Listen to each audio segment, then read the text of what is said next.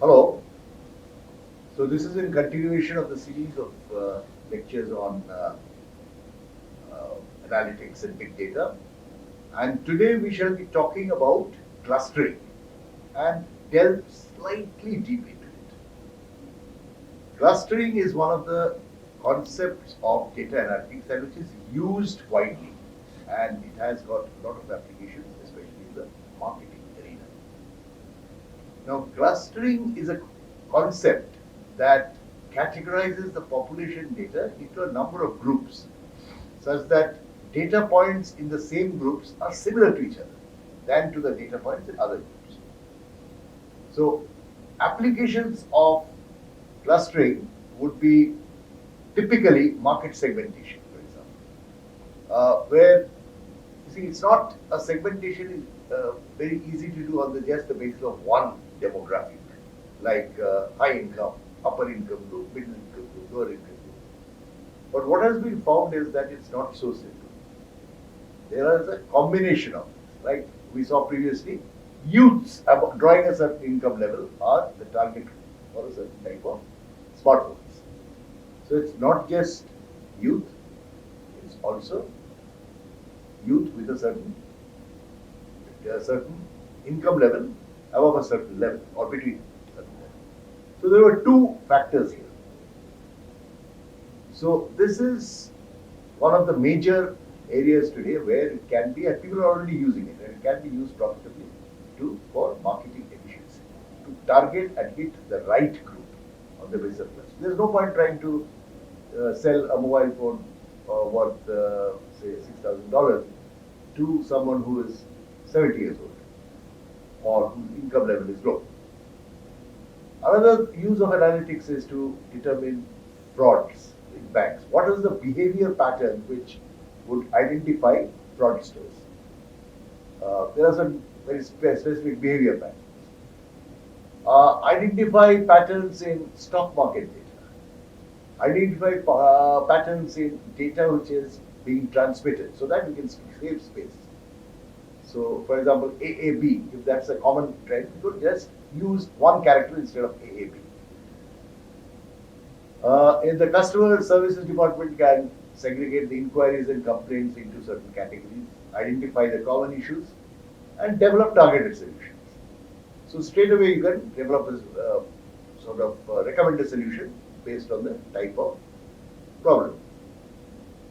Now the simplest or most commonest algorithm used is the K-series algorithm. So it is basically a learning algorithm where it subdivides observations into K clusters, with each observation belonging to the cluster with the nearest mean of the elements of the cluster.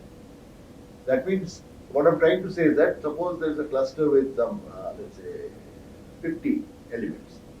So all these will be closest to the mean. So you have to determine the mean, and it will be within a certain radius of that mean. Whoever is lying within that will qualify for that cluster. The rest will go to another cluster. So the distances are defined as the Euclidean distances, which are a measure of the sum of the squares of differences between each pair of elements within the random sample. So the differences between each pair have to be calculated. So if there are some 10 elements, it will be 10 C2, or a huge number of 10 into, it will be about, let's say, 45 such pairs. So 45 pairs of elements like 110, 210, 310, 4, 5 and so on. And the distances between each will have to be calculated. And these distances will have to obviously lie within a certain limit. And they determine the boundaries of the manner in which the clusters are formed. So if there are 1,000 items in a random sample, the number of distances to be calculated would be 100. Now I'll just assume that you know about permutation combination. So I'll not explain the concept of permutation and combination here. But in permutation and combination, which you learned in school, 1,000 C2 will be the number of, if you are taking those 1,000 elements in pairs, the number of combinations will be 1,000 C2, which is 4,99,500. And if there are 5 demographic characteristics, it gets multiplied by 5. So, therefore, automation is not a choice anymore, it is an imperative.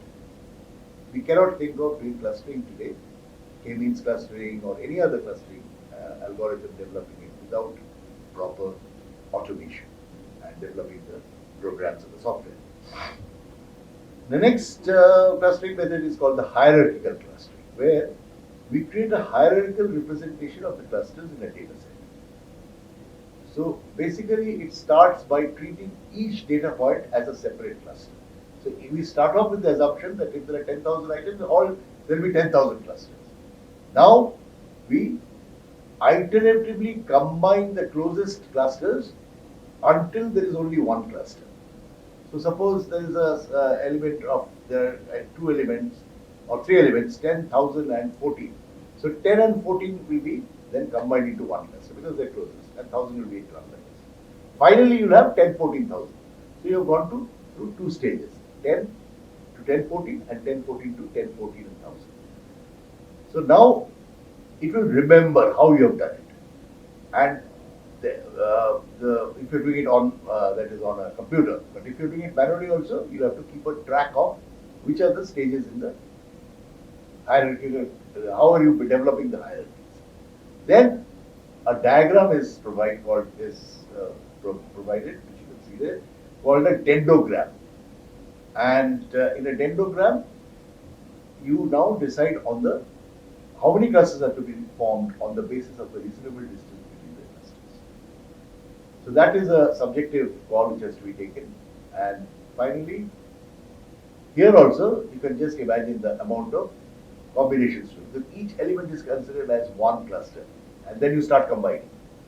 So this process will obviously take a lot of time if you're trying to do it manually. And so again, the software comes to a rescue. So finding statistically relevant patterns between data items where the values are delivered in a sequence is called clustering. And let's take another example. Let's take this data, this alphabets which are there. You can just have a look at it. A, B, C, D, E, X, Y, Z, A, B, C, D again. And then you have R, T, U, P, C, D, U, Y, Q. Now, obviously, the characters A, B, C, D is repeating. So this again will be determined by the software. So yes, that's how data compression occurs. A, B, C, D will not be represented by A, B, C, D anymore. It will be represented by, let's say, Z, or let's say anything. Maybe the number 4. So what will be stored internally is the number 4, and that 4 will be later on decoded to ABC. So that's how we will actually develop the. We can save a lot of space in the computer. That's how data compression works, especially not only in storage of data in the disk, but also transmitting data. Now there is also the concept of genomic mapping, gene mapping, which is quite a buzz, has created quite a buzz these days. All of us are aware of genomics. So what is this genomics? Genomics is looking at your genetic structures, and based on those genetic structures, it will try and determine which category you belong to. Like you might have seen recently that what we have found is that there were certain tribes in, I think, Meghalaya, which were found to have their origins in Myanmar or Burma. Similarly, some Nepalis in Nepal also had their ancestors were traced to Myanmar. We have conclusively, geneticists have conclusively proved now that the Aryan migration has occurred. There were two theories. One said no, there was no Aryan immigration. Another said no, there was. Finally, based on an analysis of the genes, it was determined that the Aryans had actually come to India, and it's because of the genetic similarities found. Now this again is a huge job, because you'll have to analyze the genetic structure of so many individuals, and based on that you'll have to find out. It's again a kind of clustering.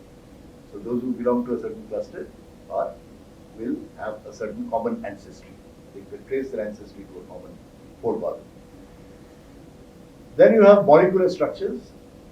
So molecular structures are basically to discover chemical properties. So based on certain similarities in structures, we can say, okay, this will lead to a certain chemical property.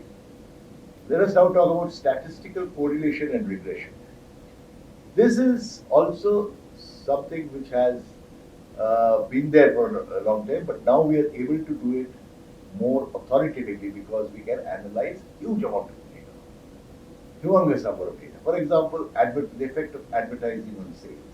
So now we can actually look at various types of advertising spends over the years, let's say over the last 10 years, 15 years, and do a study and to find out how it has affected sales and across various products, not just one product, but various products.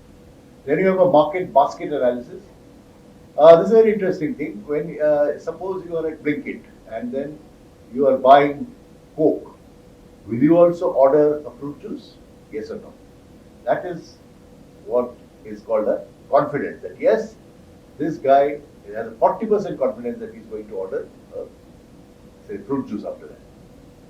So that is called a confidence of 40%, and support is 10%, means that 10% of the population buy both fruit juice and Coke together. 10% of the total population. So this is the difference between confidence and support. Confidence is that yes, we can say with that degree of confidence, that is 60%, that if the person is ordering for a Coke, he will also order a fruit juice. And accordingly, we will display fruit juice instead of making him go through the rigmarole of searching the entire database. I mean, going back to the search option, we can just place a fruit juice in front of him and then order, so that he can order. Or even if he's forgotten, sometimes people forget. So if he's forgetting, if there's a chance that he may forget to order whatever he prefers to order, it will lead to additional revenue for the company, because if he's forgotten, he'll not order. And these are all discretionary spending. So if he remembers, if you make him remember, if you sort of prompt him to buy, he will buy possibly a fruit juice. So these are the two usefulness of actually kind of arriving at a conclusion on whether this thing is required to which are the products which there's high possibility that he may order. Now this is not just an analysis at the macro level. This is an analysis at the micro level. Because at the micro level now, you as an individual, what are you prone to buy? One individual may not buy a fruit juice at all. Along with Coke, he may possibly order a bottle of, let's say, a bottle of some hard drink or beer, because he prefers to add Coke to beer. So various people will do various things, and so that therefore we need to now actually de-aggregate the data and at the level of the individual prompt him so that he buys the things which he really would be interested in. So that is where we are able to achieve today with sort of big data or analytics. We are able to go down, as I said earlier also, go down right up to the level of the individual and find out what you may like to order. Then you have a concept of association of data, where we kind of, let's say, there is a transaction ID, which is T1, T2, T3, T4, T5. T1 stands for milk, T2 stands for bread, T3 stands for coffee, T4 stands for ketchup, and T5 stands for milk. Now, again, it's a question of association. Now, this association is not just limited to two items. Let's say Coke and fruit juice. This is, here we are saying it is milk, tea, ketchup, sugar. All these things, a housewife, when she's sitting on the comp and ordering from, let's say, Blinkit, she will be ordering, or let's say Swiggy, groceries, she'll be ordering all these items together. So we'll have to find out the frequency of all these items occurring together in the database. Now, if we look at this chart here, I think we'll be able to explain the concepts of support and confidence slightly better. See, in transaction T1, the milk number of times it's been ordered is 12. So the support is 12 divided by the total number of orders which have been placed, which is 54.55%. Bread, it has been ordered 18 times and the total number of orders are 22. So the support is 18 divided by 22, which is 81.82%. Now, these milk and bread shows the orders which have been placed for milk and bread. Milk, for example, could have been alone or could have been along with milk and bread, or it could have been along with bread and coffee. So that, but the total number of orders in which at least one carton of milk was there was 12. The number of times milk and bread have been ordered together is 8. So the support is 8 divided by 22, 36.36%. The number of times milk, bread and coffee have been ordered is just 4 times. So the support is 18.18%. So I think these 4 transactions explain the concept of support pretty well. Now we come to confidence. Confidence is the number of times T3, that is milk and bread, have been ordered divided by the number of times only milk, that is T1, has been ordered. So which means that if a particular customer is ordering for milk, the chances that he or she will also be ordering bread is 8 by 12, which means about 2 by 3, which is 67% or 66.67%. Similarly, T3 over T2, that is milk and bread, given that ordering milk and bread, given that he's already ordered bread, is 8 by 18 or 8 by 18, which means 44.44%. Similarly, T4 over T3 is nothing but 4 divided by 8, which is 50%. The third parameter, which is important in clustering, is called the lift.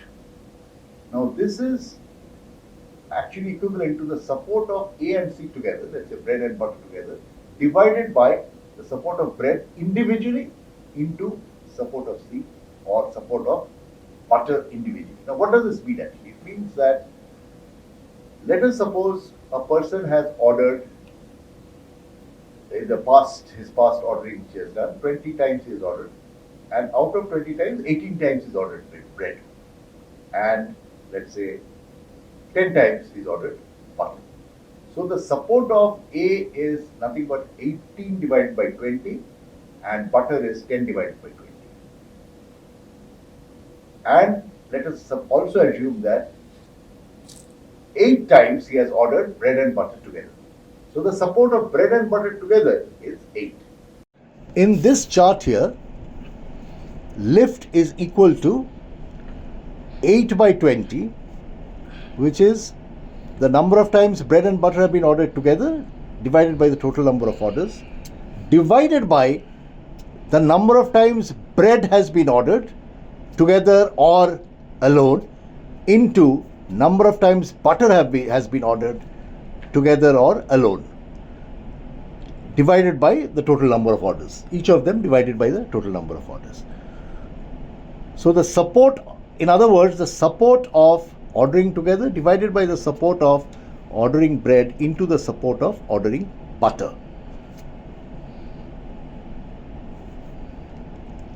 which is equal to 8 by 9 or 0.9 here. Now, lift greater than 1 indicates very high association. If it is close to 1, it indicates a moderate association. Now, 0.9 is very, very close to 1. So we can say that, yes, there is a reasonable degree of association. Of course, higher the lift, it can be much higher than that. It means more the association. But 0.9 also can indicate a high association, and therefore we can conclude here that the probability of ordering bread and butter together is out of the probability of ordering bread and butter together, if either bread or butter has been ordered, is about 0.9, which is very close to 1. The next concept which we are going to introduce and which is also widely used in analytics today is the concept of collaborative filtering. Now let's say Tapan has sort of not yet seen a particular movie because he has not had the time to see it. So therefore the question of his ranking is obviously irrelevant because he hasn't seen the movie, let's say on Netflix. Now we calculate, he has already seen 6 movies on Netflix, and we now calculate the average of the rating he has given for those 6 movies. Now we will compare Tapan to another guy called Probir, and we find that Probir has actually liked the book, or let's say liked the movie with a score which is quite close to Tapan. So if Probir's score is close to Tapan, and if Probir has seen this movie and liked it, there is a good possibility or a very high possibility that Tapan will also like it. So now we are going to actually display the name of that movie, or let's say in Amazon when they're selling books, it could be a book, it could be a movie, will be displayed on the screen in front of Tapan. So predictive analytics is predicting the future. Prescriptive is not just predicting but optimizing the future.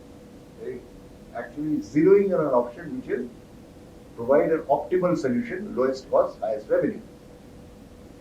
And also the next concept is text mining, where we cluster web pages to find related pages.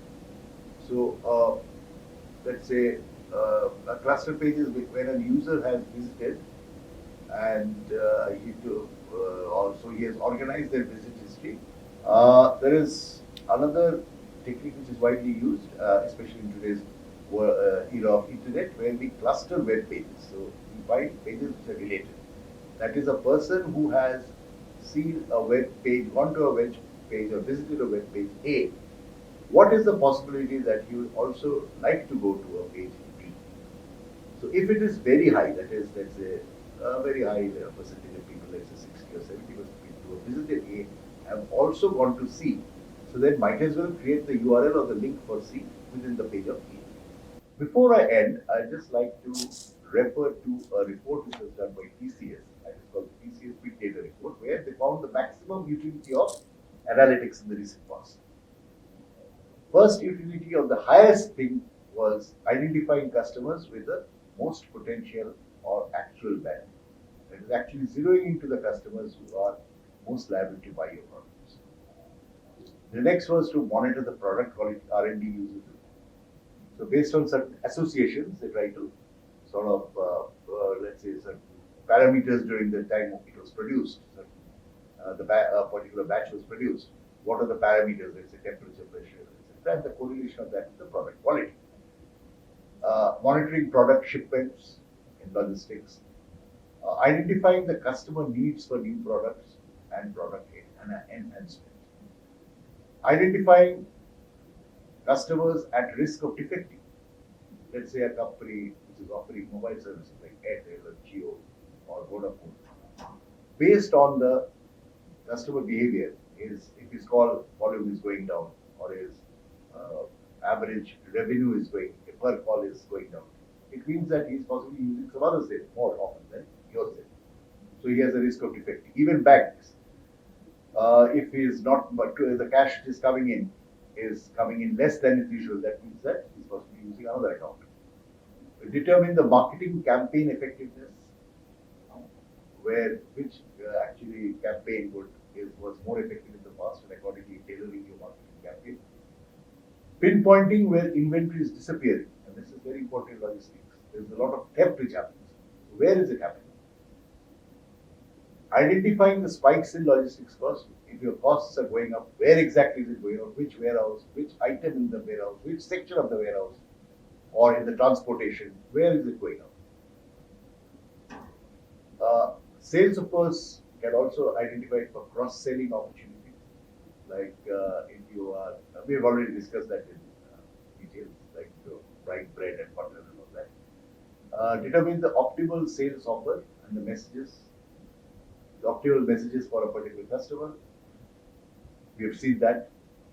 Determining what other purchases customers may be interested in for recommendations. That is, it's not just if your customer has purchased a certain item, you can sort of zero in on a cluster. That is, he belongs to this cluster. Therefore, there's a good probability that he like this particular product.